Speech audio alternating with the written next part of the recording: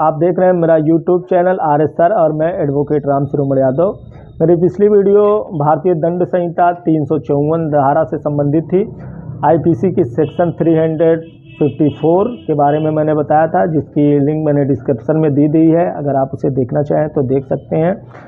आज मैं बात करूंगा धारा 509 की, जो महिलाओं के कार्यस्थल पर या अन्य स्थानों पर यौन उत्पीड़न या छेड़छाड़ से संबंधित धारा है, उसके बारे में बात करूंगा। महिला सशक्तिकरण के बारे में इस समय टॉपिक पर मैं चल रहा हूं। आप मेरे चैनल पर नए हैं तो प्लीज़ मेरे चैनल को फटाफट सब्सक्राइब करें और आने वाली वीडियो देखने के लिए बेल आइकॉन जरूर दबाएं। IPC क्या है मैंने पिछली वीडियो में बता दी है, जिसका डिस्क्रिप्शन मैंने दे ही दिया है। तो भारतीय दंड संहिता इंडियन पैनल कोड 1860 की धारा 509 के बारे में हम बात करेंगे। शब्द, अंग विक्षेप या कार्य जो किसी स्त्री की लज्जा का अनादर करने के लिए आशयित है, ऐसा कोई शब्द है, ऐसा कोई अंग विक्षेप है, ऐसा कोई कार्य है जो किसी महिला की लज्जा को भंग करता है या किसी महिला को उसे देखकर उसे अनादर महसूस होता है, ऐसे सारे कार्य IPC की धारा 509 के तहत अपराध की श्रेणी में आते हैं और पुलिस FIR पंजीकृत करके अभियुक्त के ऊपर कार्रवाई करती है।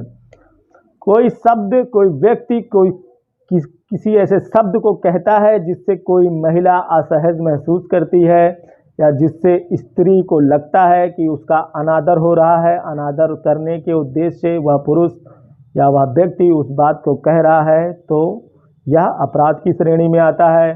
कोई ध्वनि करेगा जिससे किसी स्त्री को अनादर महसूस होता है, यह भी अपराध की श्रेणी में ध्वनि करेगा। मतलब आप समझ रहे हैं, सीटी बजाना या कोई गाना गाना या फिर और कोई हरकत करना, किसी तरह की भद्दी आवाज़ निकालना। यदि कोई स्त्री असहज महसूस करती है आपकी उस ध्वनि से, तो निश्चित रूप से आप अपराध कारित कर रहे हैं।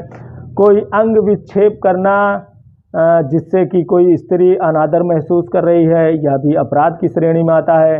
किसी वस्तु को प्रदर्शित करना, अंग विक्षेप करना मतलब अपने शरीर के किसी अंग को दिखाना किसी महिला को, जिससे उसे लगे कि वह महिला का अपमान कर रहे हैं आप, तो यह भी श्रेणी में आता है। आप बड़े हैं, जानकार हैं, आप समझ सकते हैं मैं क्या कहना चाह रहा हूं।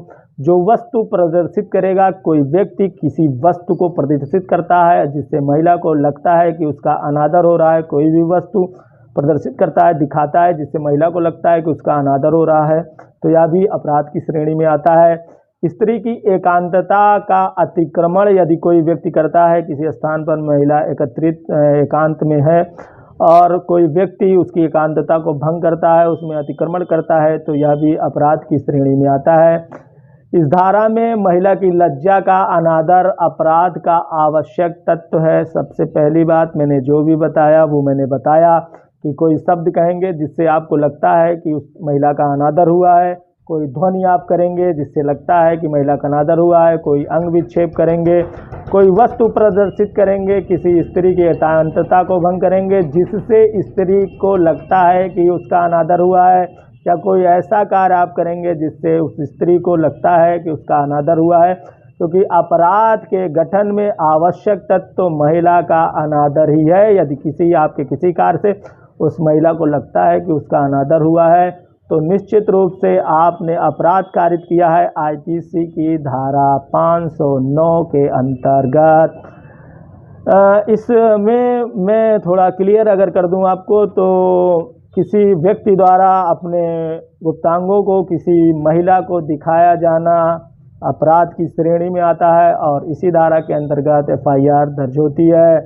अश्लील शब्दों का उच्चारण करना या कहना या उसे दोहराना, गंदे गाने गाना या ये सब बातें करना निश्चित रूप से अपराध है और इसी धारा के अंतर्गत अपराध है, जिसके लिए आपको सज़ा मिल सकती है।